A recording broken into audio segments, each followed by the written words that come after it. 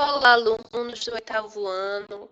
Vamos aqui dar continuidade a mais uma aula de ciências, que é a professora Jéssica Almeida, e para isso nós vamos precisar do livro de ciências, vocês já vão abrindo ele aí na página 117, e no teu caderno de ciências, a última atividade que eu pedi para vocês responderem, tá? Lembrando que a maioria não entregou a mim a atividade de ciência respondida. E eu estou precisando que vocês mandem as fotos para eu entender que vocês estão assistindo às aulas, estão fazendo as atividades, para poder constar na minha ata a pontuação de vocês. Tá certo? Não esqueçam de tirar a foto e mandar para mim. Vamos fazer aí a correção da atividade da página 115. Eu pedi que vocês colocassem no caderno apenas as respostas, certo? Primeira questão. Diferencie fontes renováveis de fontes não renováveis de energia e cite 2 exemplos de cada tipo. Vamos lá. Segundo o livro, fontes renováveis de energia são aquelas cuja energia pode ser continuamente transformada em outra modalidade de energia. Exemplo: o vento, a água dos rios, certo? São fontes de energia. Podem ser também a água dos mares, dos oceanos, o sol, a biomassa. Mas é só para colocar 2 tipos, tá, gente? Eu coloquei mais aqui, porque se você colocou algum desses outros, tá certo. Esse tipo de energia, por exemplo, o vento vai transformar-se aquela energia cinética de movimento em energia elétrica. Então, uma energia se transforma em outra. Já fontes de energia não renováveis são aquelas que levam tanto tempo para serem geradas de novo que por isso podem se esgotar. Exemplo: petróleo e gás natural. Eu coloquei aqui carvão mineral porque se você colocou essa opção também está certo. Mas lembrando que só precisam de 2 exemplos. Não deu tempo de corrigir, não deu tempo de responder? Pausa o vídeo, depois volta com a aula normal. Segunda questão. Analise a tabela abaixo e responda o que se pede. Vamos analisar a tabela primeiro. Sempre nós vamos ter que entender o que é que está se passando com tabelas e gráficos, certo? O que se refere a essa tabela? Essa tabela se refere à oferta interna de energia no Brasil. Então, como é ofertada a energia no nosso país? Aqui, nesse lado, vai estar o tipo de energia e desse lado, porcentagem do total no ano de 2017. Pode ser que hoje já não esteja mais esse tipo de números, pode ter mudado, mas em 2017 eram esses os resultados. Então, todos esses números aqui se referem à porcentagem, certo? 56%, 36%, tudo vai ser porcentagem. Qual é o tipo de energia não renovável? Quantos por cento? 56,5%. E a porcentagem de energia renovável? 43,5%. Quais são as não renováveis? Petróleo e derivados com 36,5%, gás natural com 12,3%, carvão mineral e derivados com 5,5%, urânio e derivados com 1,5%, outros não renováveis 0,7%. Se eu somar isso aqui, vai dar o total de 56,5%. E quais são as renováveis? Os derivados da cana-de-açúcar com 17,5%, hidráulica e elétrica com 12,6%, lenha e carvão vegetal 8% e outras renováveis 5,8%. Se eu somar tudo isso, vai dar 43,5%. Então, consegui compreender a tabela? Agora eu vou para as perguntas. De acordo com a tabela, qual é a porcentagem de oferta interna de energia de fontes renováveis? E a de não renováveis? Então, aqui, a porcentagem é essa. Não renováveis, 56,5%. Renováveis, 43,5%. Então, a resposta da letra A, renovável, 43,5%. e não renovável, a porcentagem é 56,5%. Letra B. Qual é a energia não renovável mais consumida no Brasil? Não renovável, qual é a que é mais consumida aqui em relação à porcentagem? Os 36,5%, não é? Então, vai ser o quê? Petróleo e derivados. Então, a energia. E qual a sua porcentagem? A energia proveniente do petróleo e seus derivados. Com que porcentagem? 36,5%. Letra C. Qual é a energia renovável mais consumida no Brasil? Energia renovável. Desses números aqui, qual é o maior? 17,5%. Qual é? Os derivados da cana de açúcar. Qual é a sua porcentagem? 17,5%. Então, a energia proveniente dos combustíveis derivados da cana-de-açúcar com 17,5%. Alguma dúvida, pessoal? Manda lá no meu privado, tá certo? Terceira questão. Identifique as principais fontes de energia elétrica no Brasil. Lá no teu texto, na página 114, vai dizer que a maior fonte de energia são as energias hidrelétricas, as hídricas, a energia de biomassa e o gás natural. São essas aqui, ó. E são em maior número no Brasil. Quarta questão. Com base no que você estudou no capítulo, compare a matriz energética brasileira com a mundial, quanto às suas principais semelhanças e diferenças. Vamos lá. Eu quero que você diga o que é igual e o que é diferente na energia do mundo e do Brasil.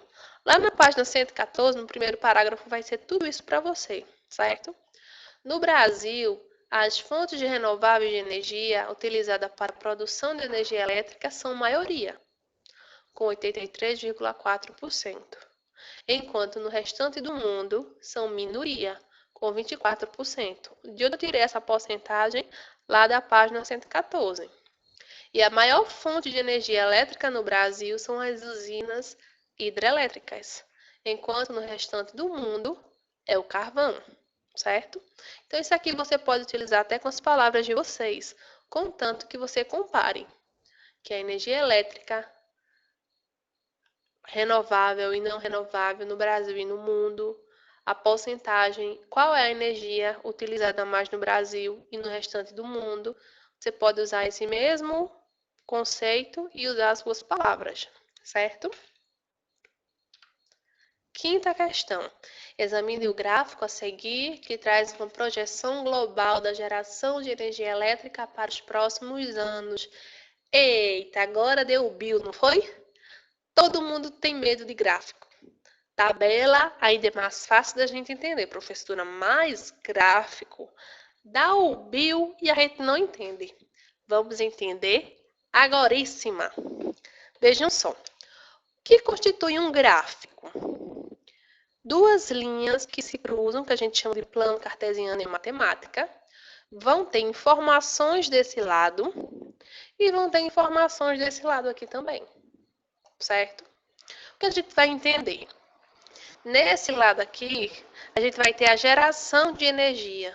A geração de energia aqui, ó, foi 5.000 nessa linha. Se chegar nessa linha aqui é 10.000. Se chegar aqui nessa linha vai ser 15.000, certo? De geração de energia. De energia elétrica. Aqui vão ter os anos. No ano de 2002, 2003, cada espacinho desse corresponde a um ano. 2004 até 2016. Beleza, professora. Isso aqui eu entendi. Isso aqui também.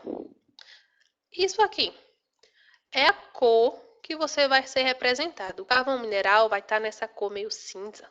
Sei lá que cor é essa. Um azul, o gás natural. E o vermelho é uma fonte de energias renováveis.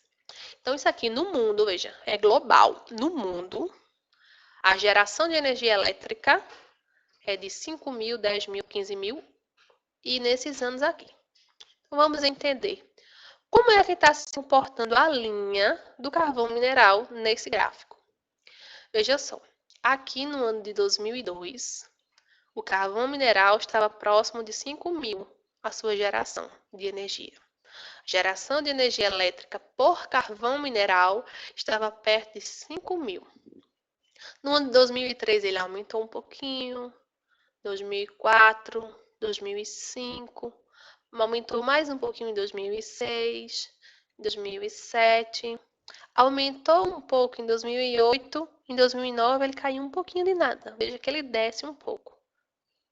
Depois ele aumentou de novo em 2010, 2011, 2012 teve uma quedinha. Em 2013 ele aumentou, chegou quase perto de 10 mil a geração de energia por carvão. E a partir de 2013 ele foi caindo, um pouquinho, mas caiu. Veja, caiu em 2014, caiu em 2015, caiu um pouquinho em 2016. Veja que estava tão próximo de 10 mil e aqui ficou um pouquinho mais longe, certo? E o gás natural, a linha azul, como foi que se comportou? A geração de energia por gás natural no mundo em 2002 estava bem abaixo de 5 mil. Veja, a linha dos 5 mil é aqui, estava bem abaixo. Bem distante também do carvão. Tá vendo que o carvão era bem mais a produção do que gás natural. Então, em 2002 aqui, foi subindo, 2003, subiu um pouquinho em 2004, subiu mais um pouquinho em 2005, 2006, 2007, 2008, 2009, em 2010 chegou na linha dos 5 mil. Então, em 2010 tinha 5 mil o grau de energia gerado pelo gás natural, certo? Aí em 2011 ele aumentou, 2012 aumentou, 2013, 2014 já aumentou, deu para 2015 já aumentou mais. E em 2016, veja que também já aumentou muito mais. Veja como já está um pouco distante da linha dos 5 mil. E a geração de energia renovável no mundo? No ano de 2002 estava bem próximo do gás natural, veja, tá vendo?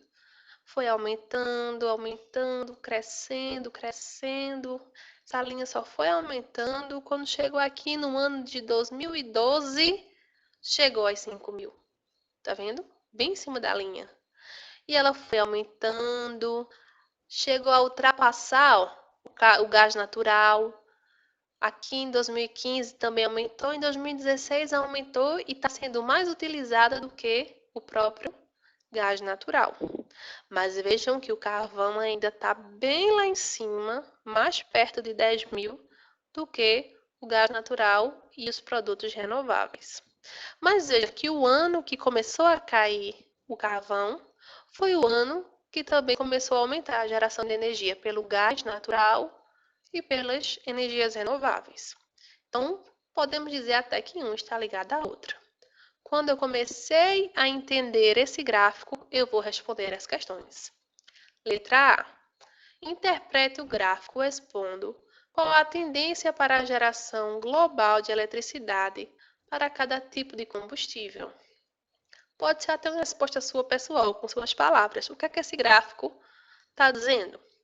O gráfico apresenta uma tendência de aumento do uso do gás natural e das fontes renováveis de energia. Veja, que está aumentando os dois, tanto o gás natural quanto as fontes de energias renováveis, para a produção de energia elétrica no mundo, ao passo que o carvão mineral apresenta queda como fonte de energia. Ele subiu, mas aqui está caindo. Então, você pode até colocar com as suas palavras. O gráfico do carvão mineral aumentou, mas no ano de 2013 para cá foi diminuindo. E o gás natural e as fontes renováveis foram aumentando, mas ainda estão distantes. Você pode usar as suas palavras para responder essa letra A, ok? Letra B. A projeção para a geração de energia por meio de recursos renováveis seria positiva para a matriz energética global? Justifique.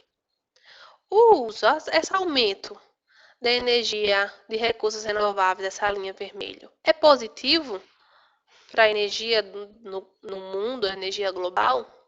Sim, porque quando eu uso mais energia renovável, eu uso menos energia não renovável. E qual é o benefício? Fontes de energias não renováveis um dia vão acabar. Então, quanto mais cedo eu usar a energia elétrica ou as fontes de energia renováveis, menos eu vou agredir o planeta e mais cedo eu vou depender de uma energia que não vai acabar, certo? Porque a partir do momento que as energias não renováveis, as fontes de energias não renováveis acabarem, todo mundo vai ter que usar uma energia de fonte renovável. Um dia vai acontecer. Então, quanto mais cedo, melhor. Então, sim, pois a população mundial dependeria cada vez menos de combustíveis que um dia irão acabar, o que daria mais segurança em relação ao futuro, né? Eu não vou precisar chegar lá, não vou precisar que ele acabe para poder trocar. Então, eu utilizando fontes não renováveis, para mim, é uma vantagem. Letra C. Cite 3 exemplos de fontes renováveis de energia que são utilizadas para a geração de eletricidade. A energia de biomassa, a energia eólica e a energia hidrelétrica. Tem mais, professora? Tem. Lá no livro cita outros, né? Mas essas 3 também estão certas. Letra D. Quais são as fontes não renováveis de energia usadas para a geração de eletricidade presentes no gráfico? Nesse gráfico, quais são as fontes de energia não renováveis? O carvão mineral e o gás natural. Isso aí estava bem fácil, né? Letra E. A exploração energética pode causar impactos ao meio ambiente. Selecione uma fonte renovável de energia elétrica e uma não renovável e discorra sobre os possíveis impactos que podem causar. Veja só, não é porque a energia é renovável que ela não vai causar impacto nenhum no ambiente. Um exemplo, se eu for construir uma usina hidrelétrica, o que eu preciso fazer? Precisa-se fazer uma barragem para o cúmulo de água, para essa água ser estocada, para que a força dessa água, quando passe pelas turbinas, gere energia elétrica, certo? Mas, se você, por exemplo, for lá em Serra Azul, você vai ver aquela barreira enorme. Aqui perto de nós temos uma barreira. O que aconteceu quando a usina de Serra Azul, a barragem de Serra Azul foi feita? A inundação daquela área ali tinha vegetação, tinham casas, tinha animais que viviam ali naquele lugar.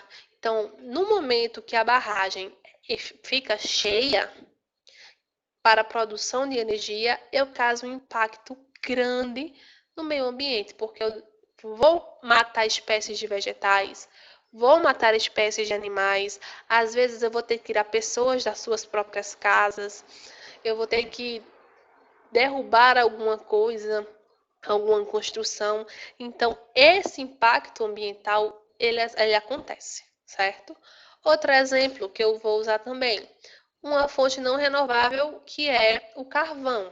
Se eu pego carvão para produzir energia, eu preciso que ele pegue fogo. Eu preciso botar fogo no carvão. Essa queima de carvão causa uma poluição no ar, né? Então sempre tem aquela churrasco gostoso, né? De domingo, mas eu estou poluindo o ar. Então, quanto mais carvão eu queimar, mais poluição eu gero para o ambiente, né? Então, aqui, ó, o carvão mineral, quando é queimado, causa poluição do ar. E a construção de barragens para a produção de energia hidrelétrica inunda as matas, acabando com a vegetação natural e morte dos animais que lá habitam. Mais uma vez, se não estiver conseguindo pegar a resposta, dá pausa, depois continua o vídeo.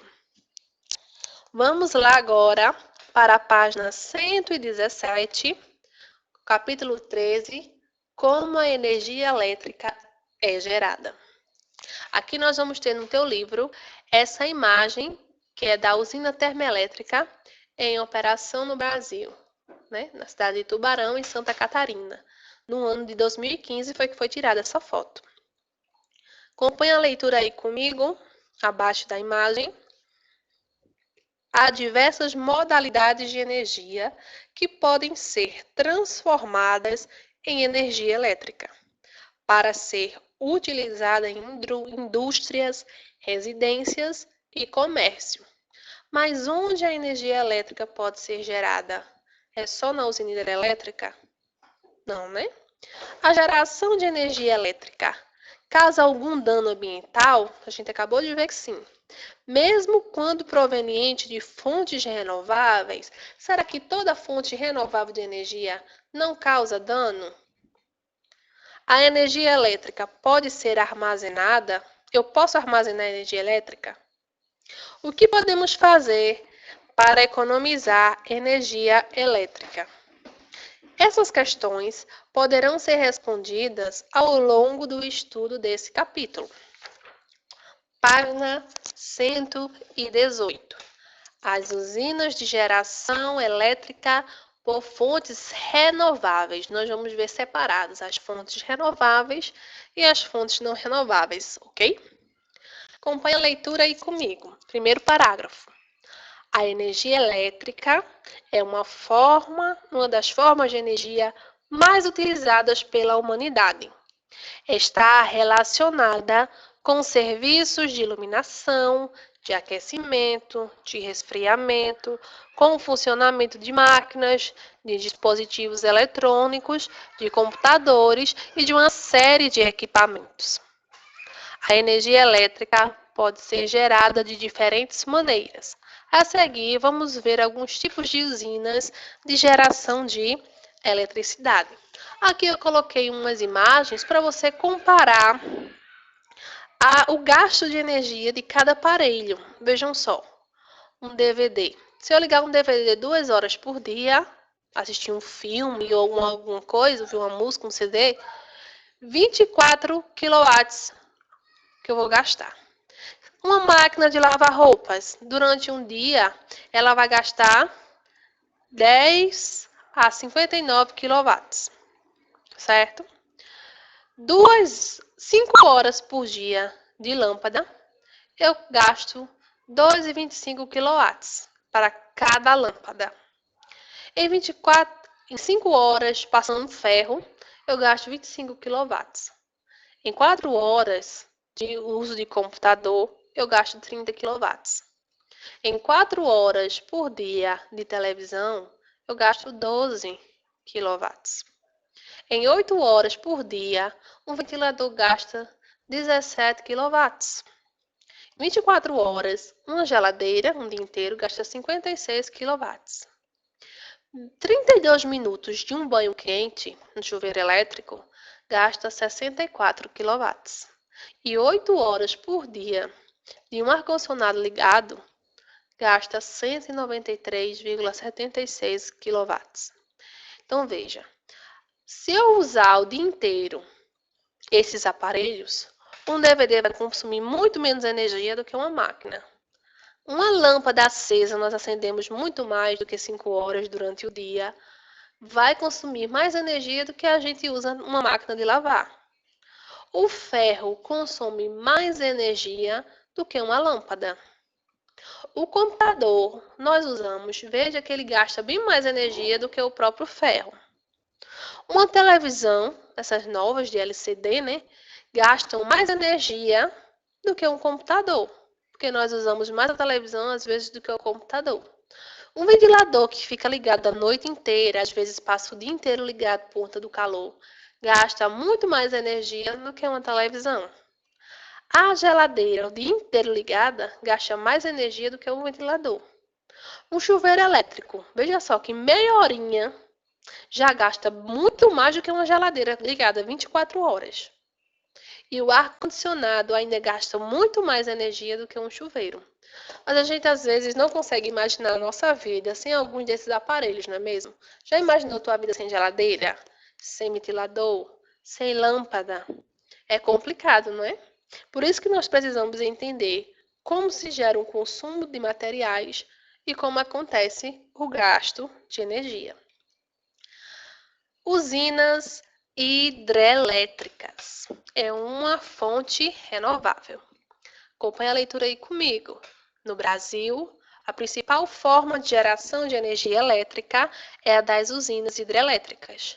No mundo, essa também corresponde à forma mais comum de geração de energia elétrica proveniente de uma fonte renovável.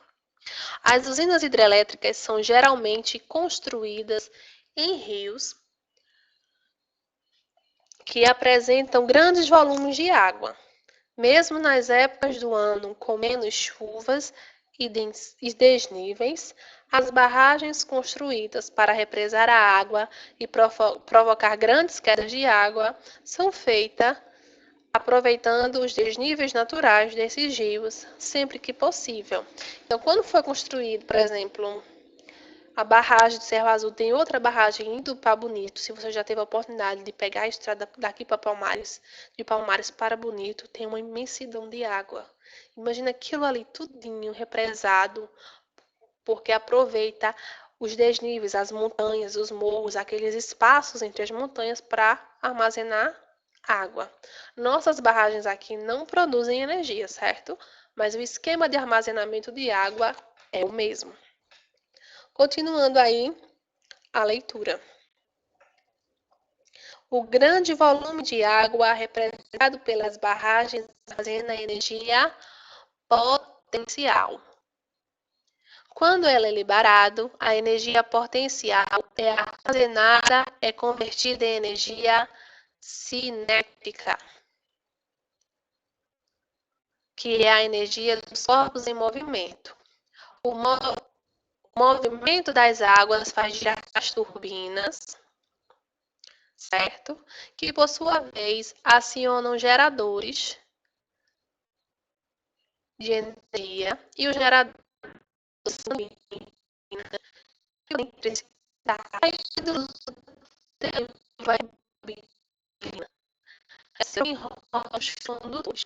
Vamos olhar aqui essa imagem que está aí no teu livro.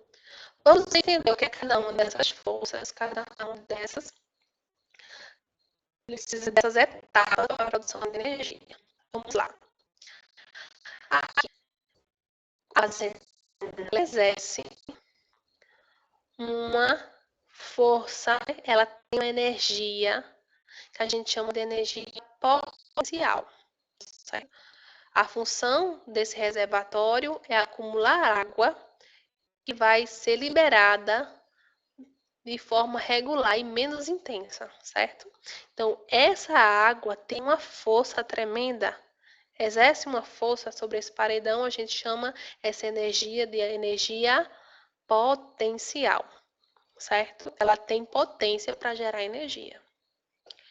Depois, ela vai descer por alguns canos, alguns tubos, vai girar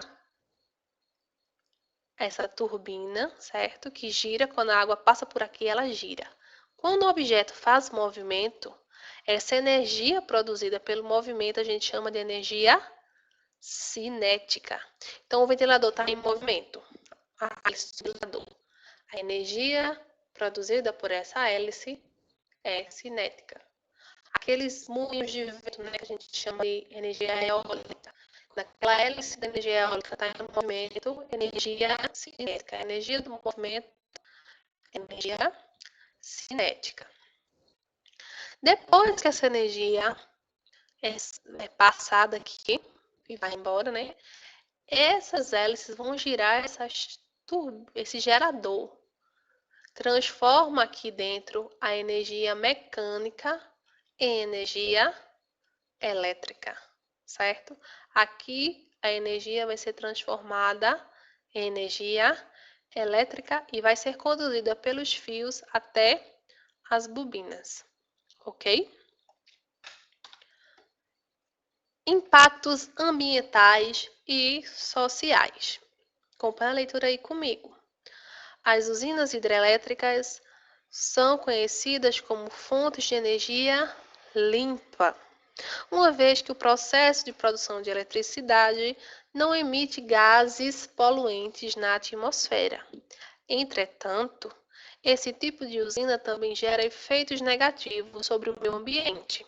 O alagamento de grandes áreas devido à construção das barragens deixa muitas espécies de plantas submersas, destrói o habitat de animais e modifica o ambiente aquático, causando o desaparecimento de diversas espécies de animais.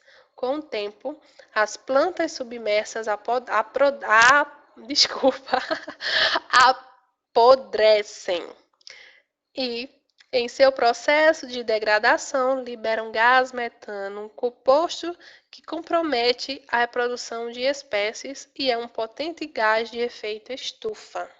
Tá vendo que não é 100% limpa? Aqui, ó, eu tenho duas imagens. Presta atenção aqui. Aqui é março, 14 de março de 1987. Aqui é um rio comum, normal. E no ano de 2000, 12 de maio de 2000, já tinha uma barragem, construíram uma barragem. E no ano de 2000, veja a inundação causada por essa barragem. Então, esse espaço todo foi comprometido. Aqui foi construída a barragem, tá vendo? O rio aqui embaixo continuou na mesma largura, mas a água represada inundou uma grande quantidade de terra, um grande lugar, grandes tipos de vegetação e animais e tudo mais. Então, pode causar vários impactos ambientais, inclusive o efeito estufa, não é isso? Porque vai apodrecer a vegetação embaixo d'água. Continuando, segundo parágrafo, a construção de barragens também causa problemas sociais.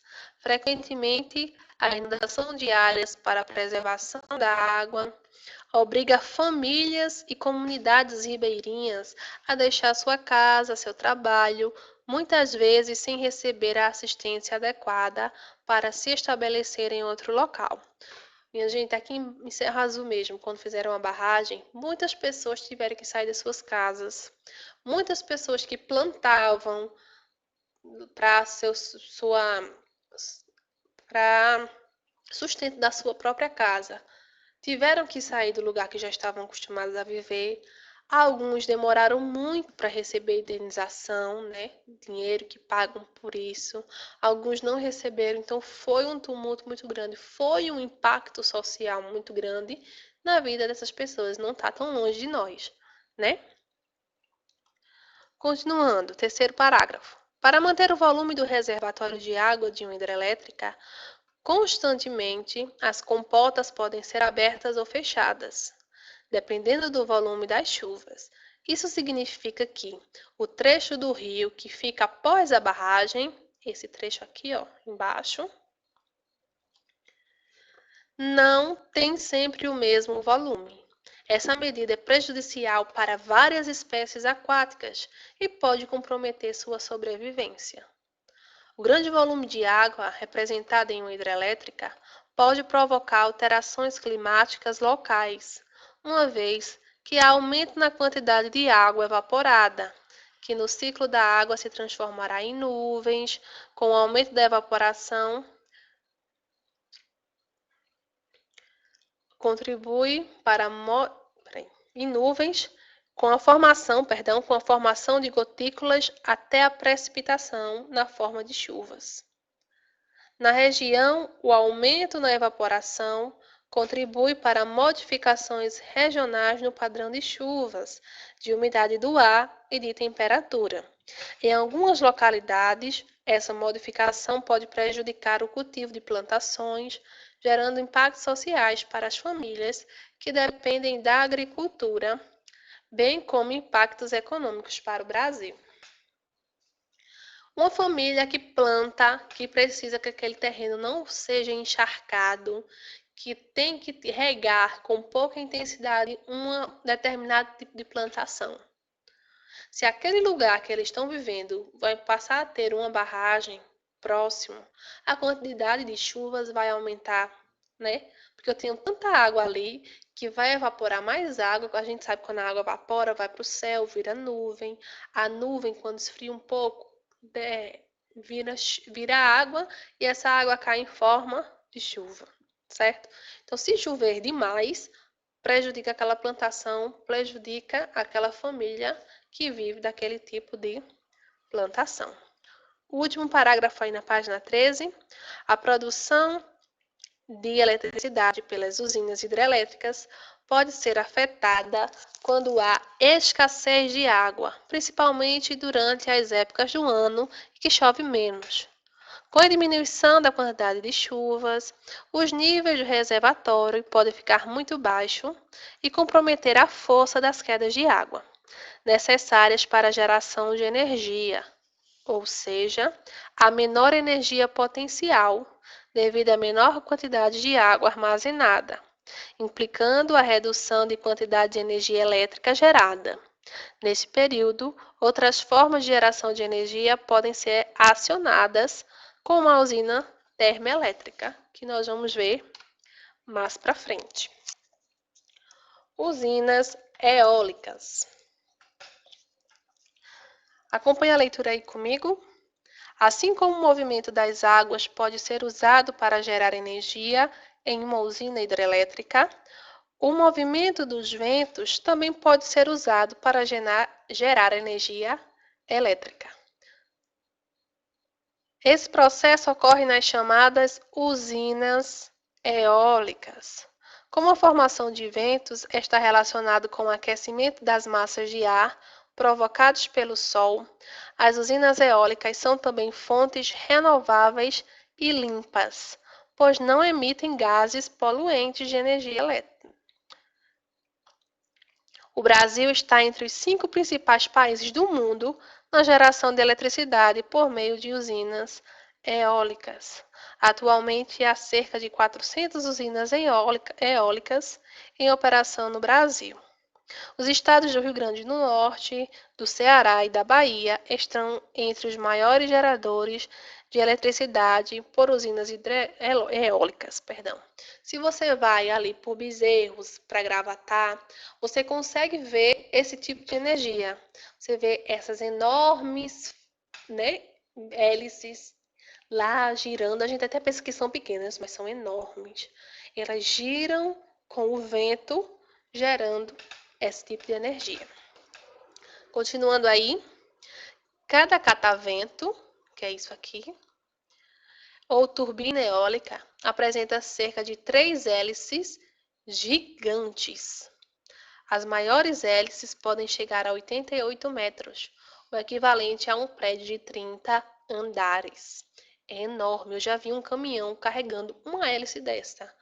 É um mundo de hélice, é enorme mesmo, que se movimenta com o vento e acionam geradores elétricos. Dessa forma, a conversão de energia cinética, que é o movimento, gerada pela ação dos ventos nas hélices, em energia elétrica, produzida pelo acionamento de geradores de energia. Entre as desvantagens da usina eólica estão o fato de modificarem a paisagem natural e poderem afetar a migração de aves que seguiam pelo vento. Ou seja, se as aves se assem pelo vento, elas podem passar por aqui, podem morrer, ou então a direção do vento modifica, porque tem essas estruturas aqui, e elas vão migrar para outro lugar. Nos parques eólicos ou fazendas eólicas, nos quais há uma grande quantidade de cataventos em operação, há um ruído constante que pode prejudicar a qualidade de vida das populações animais e humanas que vivem em suas proximidades. Outra desvantagem é que nem sempre há vento soprando com velocidade adequada para produzir energia elétrica de forma eficiente. Tanto o vento em baixa velocidade como o vento em alta velocidade podem comprometer a geração de energia elétrica. Então aqui, ó, no teu livro vai ter essa imagem, né? A energia cinética, que é a energia do movimento dessas turbinas, que a gente chama de rotor, elemento formado por pás que tem a mesma forma de hélices de um avião, quando o vento que giram, quando o vento passa por elas, né? Vai ser transformada em energia elétrica. Vai girar esse eixo, vai gerar energia para o gerador e essa energia vão para os postes, né? O gerador é o dispositivo que transforma a energia mecânica, né, a cinética, em energia elétrica, que passa para o aproveitamento dessa energia. São criadas fazendas eólicas com muitos geradores, né, aqui, em locais onde o vento sopra a uma velocidade de 20 km, superior a 20 km e inferior a 90. Se for menos de 20 km por hora e mais de 90 km por hora, a gente não tem uma produção de energia suficiente. As usinas solares. A energia do sol pode ser usada para gerar energia elétrica diretamente por meio da usina solar. Há usinas solares de dois tipos, fotovoltaicas e heliotérmicas. O que é uma usina fotovoltaica? São os tipos mais comuns de usina solar. Nela, grandes painéis de silício, que são esses painéis aqui, ó, que a gente está vendo em cima da casa ou aí nessa imagem do livro, absorvem energia luminosa do sol e a transformam em energia elétrica. A energia solar fotovoltaica, veja, a energia luminosa, os raios solares incidem sobre os painéis de silício, vão gerar uma corrente elétrica, vão transformar-se em energia elétrica. E a corrente elétrica gerada passa por um conversor para ser utilizada nos eletrodomésticos. Então veja que sempre energia hídrica, a energia eólica e a energia solar se transformam uma energia em outra. Continua aí a leitura do teu livro. Painéis fotovoltaicos também podem ser construídos no telhado das casas, olha aqui na imagem, para consumo particular de energia ou em grandes construções, como industriais ou estádios de futebol. As usinas heliotérmicas são menos comuns que as usinas solares fotovoltaicas e funcionam de modo diferente. Nela, a luz do sol é refletida por espelhos, tá vendo? Que concentram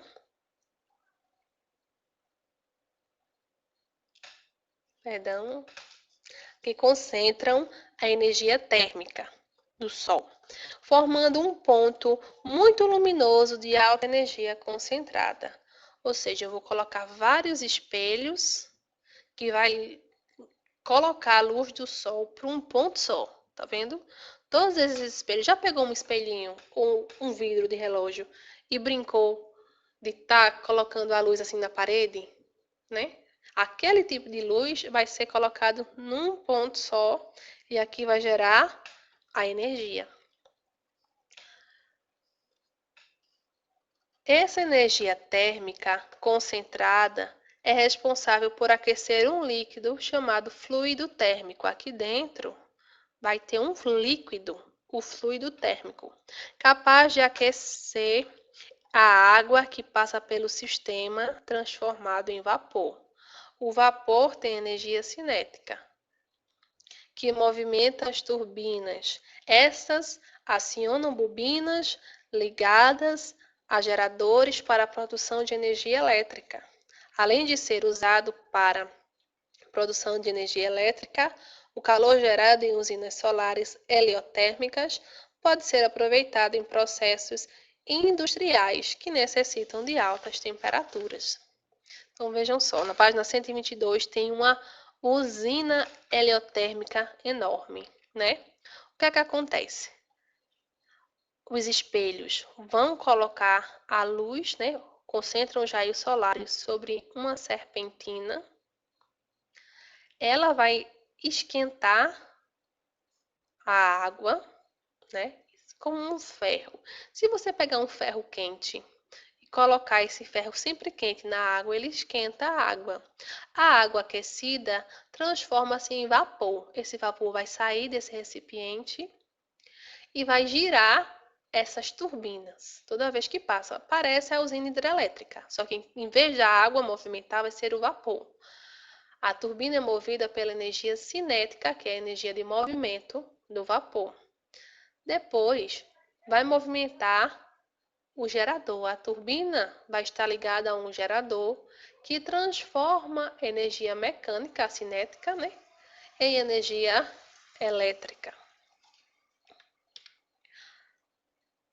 No Brasil, continuando a leitura aí, a quantidade de usinas solares ainda é bastante reduzida, apesar do potencial que esse tipo de usina representa para gerações de eletricidade. A grande extensão territorial do Brasil e a alta incidência de raios solares durante a maior parte do ano, na maior parte do território, fazem com que a construção de usinas solares no país seja vantajosa, constituindo uma alternativa interessante de energia renovável e limpa. Entre as desvantagens estão o alto custo para a fabricação de painéis solares e a necessidade de armazenamento de energia, já que esse tipo de energia não pode ser constantemente gerado, porque de noite não tem sol, não é isso? A energia elétrica precisa ser estocada para garantir que haja oferta em períodos noturnos ou em dias de baixa incidência de raios solares. Quando a produção é menor, essas características contribuem para que haja pouco interesse na construção de usinas solares. Então, quase ninguém quer ter esse tipo de usina aqui. É preciso considerar também que o aumento da construção de usinas solares pode acarretar grandes impactos ambientais decorrentes da extração de silício, um recurso natural não renovável. Então, as placas de silício, que são essas aqui, esse silício pode acabar, porque é uma fonte não renovável.